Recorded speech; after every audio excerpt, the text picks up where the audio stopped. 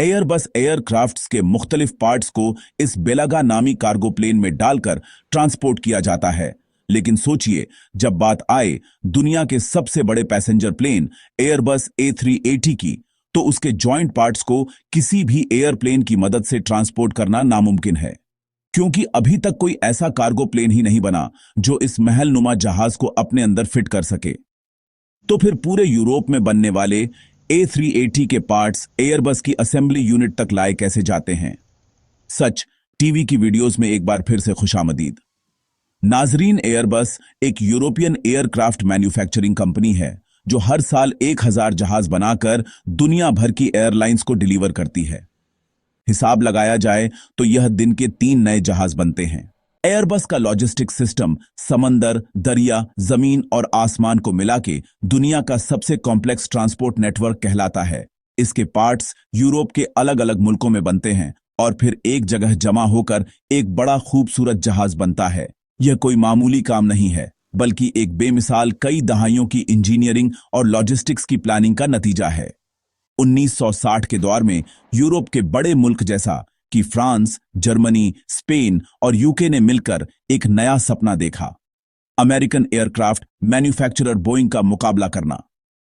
उनका मकसद था एक ऐसी अलायंस बनाना जो बड़े कमर्शियल एयरप्लेस तैयार कर सके। लेकिन इस पार्टनरशिप का एक सबसे बड़ा मसला था। एयरबस की 11 प्रोडक्शन साइट्स यूरोप के अलग अलग मुल्कों में फैली हुई हैं। हर साइट की अपनी एक खास एक्सपर्टीज है और हर जगह एक स्पेसिफिक सेक्शन तैयार होता है। मिसाल के तौर पर जर्मनी के हैम्बर्ग में टेल सेक्शन बनाए जाते हैं, फ्रांस के सेन नजर में सेंट्रल कंपार्टमेंट और नोज सेक्शन, इंग्लैंड के शहर ब्रॉटन में विंग्स, जबकि स्पेन के शहर कार्डिस में टेल बनने की फैक्ट्री मौजूद है। जब इन तमाम फैक्ट्रीज में जहाज के मुख्तलिफ पार्ट्स तैयार हो जाते हैं तो अब शुरू होता है एक नया चैलेंज, क्योंकि फुटबॉल फील्ड जितने बड़े पार्ट्स फ्रांस के शहर टोलूस में भेजे जाते हैं, जहां एयरबस का असेंबली यूनिट मौजूद है। शुरुआत में जब एयरबस के जहाजों की डिमांड कम थी तो उन्होंने ट्रक्स और शिप्स का इस्तेमाल किया। यह एक स्लो प्रोसेस था और पार्ट्स की डिलीवरी में महीनों लग जाते थे। लेकिन जब डिमांड बढ़ती गई तो अब महीनों का इंतजार कंपनी की ग्रोथ में रुकावट बन बैठा, खास तौर पर जब उन्हें रोजाना 3 जहाज तैयार करने हो। इस मुश्किल को हल करने के लिए एयरबस ने एक नया और शानदार हल ढूंढ निकाला। आर्कटिक ओशन में एक व्हेल पाई जाती है जिसकी आवाज गूंजती है तो किसी गाने जैसी लगती है। इस व्हेल को बेलुगा व्हेल कहा जाता है। 1994 में एयरबस ने इस व्हेल की जिजामत से इंस्पायर होकर एक नया प्लेन बनाया और इसे बेलुगा का ही नाम दिया गया। इस प्लेन का मकसद सिर्फ और सिर्फ बड़े और भारी जहाज के पार्ट्स को ट्रांसपोर्ट करना था। बेलुगा में वह खासियत मौजूद है जो एक आम कार्गो प्लेन में मौजूद नहीं होती। इसकी साइज और कैपेसिटी की बात की जाए तो बेलुगा 56 मीटर या 184 फुट लंबा है, यानी एक ओलंपिक स्विमिंग पूल की फुल लेंथ से भी लंबा। इसकी ऊंचाई 17 मीटर या 56 फुट है, जो इसको एक 7 स्टोरी बिल्डिंग जितना ऊंचा बनाता है। इसके अंदर का कार्गो स्पेस इतना है कि इसके अंदर 182 सुजुकी अल्टो आसानी से फिट आ सकती हैं। लोडिंग सिस्टम की बात की जाए तो इसकी सबसे खास बात इसका नोज सेक्शन है, जो किसी गाड़ी के बोनट की तरह ऊपर उठ जाता है। इसकी वजह से जहाजों के पार्ट्स की लोडिंग और अनलोडिंग का काम बहुत आसान हो जाता है। एक एयरबस A350 का विंग पेयर, जिसकी लंबाई 32 मीटर्स होती है, बेलुगा के फ्यूजलार्ज में आसानी से फिट आ जाता है। इस एक विंग के जोड़े की कीमत 40 मिलियन यूरोस है, जो तकरीबन 400 करोड़ बनते हैं। इसीलिए लोडिंग के वक्त थोड़ा सा भी डैमेज हो जाए तो करोड़ों का नुकसान हो सकता है। इसी वजह से इसकी हिफाजत के लिए हर कदम पर इंतहाई एहतियात बरती जाती है। स्पीड की बात की जाए तो जो पार्ट्स शिप्स या ट्रक्स कई महीनों में टोलूस पहुंचाते थे, अब बेलुगा वही पार्ट्स सिर्फ 2 घंटों में एक यूरोपियन साइट से दूसरी तक पहुंचा देता है। इस तेज रफ्तारी की वजह से एयरबस की असेंबली लाइन में कोई रुकावट नहीं आती। इस कामयाबी के बाद 2014 में एयरबस ने बेलगा का एक और बेहतर वर्जन भी बनाया, जिसका नाम बेलगा XL रखा गया। यह और भी ज्यादा पार्ट्स और बड़े कंपोनेंट्स ले जाने की काबिलियत रखता है। यहां तक सब कुछ सही चल रहा था। लेकिन फिर 2004 में दुनिया का सबसे बड़ा passenger plane Airbus A380 launch हुआ। इसका फ्यूजलार्ज 8.4 मीटर्स ऊंचा और विंग्स की विड्थ फ्यूजलार्ज के पास 16 मीटर्स तक हो जाती है। अब मसला यह था कि बेलुगा एक्सएल, जिसके कार्गो कंपार्टमेंट की ऊंचाई 7.5 मीटर्स है, ना तो उसमें एयरबस A380 का फ्यूजलार्ज फिट आ सकता है और ना ही उसके विंग्स। और यहां आपको यह बात भी बताते चले कि फ्यूजलार्ज, जो एक सिलेंडर जैसा होता है, उसे अलग अलग सेक्शंस में बनाना और जोड़ना आसान होता है, जबकि विंग्स को वन पीस में ही बनाया जाता है, क्योंकि इसके अंदर फ्यूल टैंक भी होता है और हाइड्रोलिक लाइंस भी। और सबसे ज्यादा स्ट्रेस विंग्स पर ही पड़ता है, इसीलिए इसको वन पीस में ही बनाया जाता है ताकि कोई स्ट्रक्चरल वीकनेस और फ्यूल टैंक में लीकेज पैदा ना हो।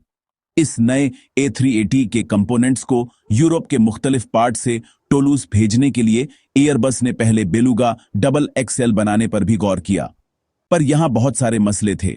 एक तो उन्हें बेलुगा को फिर से डिजाइन करना पड़ता और इंजन कैपेसिटी को भी बढ़ाना पड़ता, जिसमें अरबों यूरोस लग जाते, जबकि एयरबस A380 इतना बड़ा है कि इसको हर एयरलाइन ऑपरेट नहीं कर सकती, जिसकी वजह से इसकी डिमांड काफी कम थी।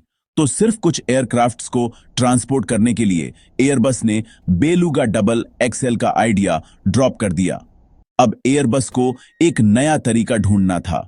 अब यहां से शुरू होती है जमीन, दरिया और समंदर के रास्ते से गुजरने वाली सुपर कॉन्वॉय की कहानी। एयरबस ने खासतौर पर roll on roll of ships बनवाई ताकि बड़े और भारी पार्ट्स आसानी से ट्रांसपोर्ट हो सकें। इसमें पार्ट्स को व्हील्स की मदद से चलाकर लोड और अनलोड किया जाता है, तभी इन्हें रोल ऑन रोल ऑफ या फिर रोरो शिप्स कहते हैं।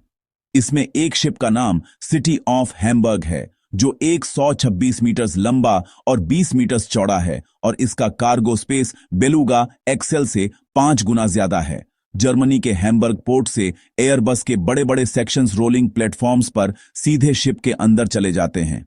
इस तरह केन्स की जरूरत भी नहीं पड़ती। यह शिप जर्मनी के हैम्बर्ग से फ्रांस के सेंट नजर पोर्ट तक 1600 किलोमीटर का सफर तय करता है। यह सफर आसान नहीं होता, क्योंकि नॉर्थ सी में तूफान और 5 मीटर तक ऊंची लहरें आना बहुत आम बात होती है। और सोचिए, अगर समंदर में हिलने की वजह से 400 करोड़ के विंग्स को जर्रा बराबर भी चोट पहुंच जाए, तो कंपनी को पूरा विंग ही दोबारा से बनाना पड़ता है। इसलिए शिप के कैप्टन और क्रू हर 4 घंटे के बाद कार्गो की चेन्स चेक करते हैं, और एक कैमरा 24 घंटे कार्गो पर नजर रखता है ताकि किसी किस्म के नुकसान की गुंजाइश ना बचे। फ्रांस के सेंट नजर पोर्ट पर पहुंचकर एक स्टॉप ओवर होता है, और फिर वहां से पार्ट्स को उतारकर उन्हें खास डिजाइन किए गए बार्जेस पर लोड किया जाता है। यह बार्जेस पार्ट्स को गैरोन रिवर के रास्ते फ्रांस की सिटी बोर्डो तक ले जाते हैं। और यहीं पर आता है सबसे बड़ा चैलेंज, क्योंकि गैरोन रिवर में पोंट डीपियर ब्रिज मौजूद है, जिसकी आर्चेस काफी छोटी हैं। यह 500 मीटर लंबा ब्रिज सन 1810 में कंस्ट्रक्ट किया गया था, जिसकी आर्चेस एग्जैक्टली एक साइज की नहीं है। इनमें से सिर्फ आर्च नंबर 9 की चौड़ाई 19 मीटर्स है, जहां से बार्जेस गुजर तो सकती हैं, लेकिन दोनों तरफ सिर्फ कुछ इंचेस का ही गैप होता है। चौड़ाई का मसला तो हल हो गया, पर आर्चेस की ऊंचाई पानी के लेवल पर डिपेंड करती है। गैरोन रिवर का यह हिस्सा भले ही अटलांटिक ओशन से 60 किलोमीटर दूर है, पर इसमें पानी का लेवल फिर भी ओशन की टाइड्स पर डिपेंड करता है। नॉर्मल हालात में यहां पानी का लेवल ज्यादा होता है, और बार्जेस का इन आर्चेस में से गुजरना मुमकिन नहीं होता। लेकिन हर 12 घंटे में कैप्टन के पास सिर्फ 3 मिनट की विंडो ऑफ अपॉर्चुनिटी होती है, जब टाइड कम हो जाती है। अगर वह यह अपॉर्चुनिटी मिस कर जाते हैं, तो पूरा कॉन्वॉय 12 घंटे तक रुक जाता है और एयरबस का पूरा शेड्यूल डिले हो जाता है। इस मुश्किल को हल करने के लिए बार्जेस में एडजस्टेबल प्लेटफॉर्म्स लगाए गए थे, ताकि उनको लो टाइड के दौरान भी आर्चेस से गुजरने में कोई मुश्किल पेश ना आए। यह लॉजिस्टिक्स का एक छोटा सा हिस्सा था, लेकिन इसकी अहमियत बहुत ज्यादा थी। यहां तक तो आपने समंदर और रिवर के सफर के बारे में जाना। अब चलते हैं जमीनी सफर की तरफ, क्योंकि बोर्डो से टोलूज अभी भी 250 किलोमीटर दूर है। इस सफर का आगाज होता है 50 मीटर लंबे सुपर ट्रक से। हर ट्रक में 650 हॉर्स पावर का इंजन और 96 व्हील्स लगे होते हैं। एयरबस के पार्ट्स को टोलूस के असेंबली यूनिट तक इन्हीं सुपर ट्रक्स में पहुंचाया जाता है। पर यह काम किसी चैलेंज से कम नहीं है। रोड्स पर ट्रैफिक कम हो, इस वजह से पूरे कॉन्वॉय को सिर्फ रात के वक्त ही चलाया जाता है। रात के वक्त हाईवेज और शहरों की सड़कों को बंद कर दिया जाता है। 40 लोगों की एक टीम, जिसमें पुलिस, एस्कॉर्ट कार्स और इंजीनियर्स शामिल होते हैं, कॉन्वॉय के साथ होती है। इस कॉन्वॉय का सबसे चैलेंजिंग पार्ट इन्हें छोटे शहरों के राउंड अबाउट्स और तंग कॉर्नर से गुजारने का होता है। एक विंग जो 15 मीटर तक ट्रक के पीछे से लटका हुआ हो, वो लैंप पोस्ट्स, दरख्तों और छतों से बस कुछ सेंटीमीटर ही दूर होता है। आखिरकार जब यह पार्ट्स टोलूस के असेंबली यूनिट पहुंच जाते हैं, तो यहां के हाई टेक सिस्टम्स की बदौलत कुछ ही घंटों के अंदर उन्हें असेंबल कर दिया जाता है।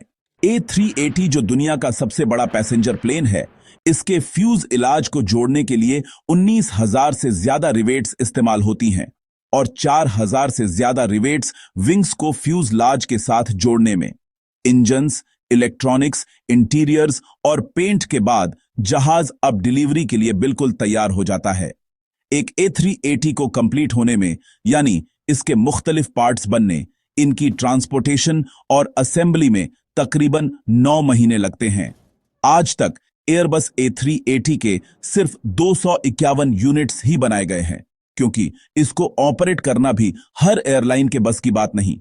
हैरत अंगेज तौर पर इनमें से 50% यूनिट्स अकेले एमिरेट्स एयरलाइन के पास हैं। इस जहाज में 850 पैसेंजर्स एक साथ ट्रैवल कर सकते हैं। इसका टेक ऑफ वेट लगभग 5,75,000 किलोग्राम है, यानी इतना ही जितना 300 SUV का कंबाइंड वजन होता है। कीमत की बात की जाए तो एक A380 445 मिलियन का है, जो कि 3,800 करोड़ बनते हैं। इस कीमत में बोइंग 737 जैसे 5 एयरक्राफ्ट्स खरीदे जा सकते हैं।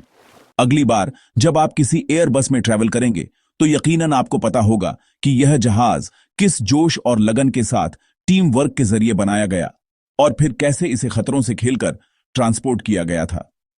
उम्मीद है सच टीवी की यह वीडियो भी आप लोग भरपूर लाइक और शेयर करेंगे। आप लोगों के प्यार भरे कमेंट्स का बेहद शुक्रिया। मिलते हैं अगली शानदार वीडियो में।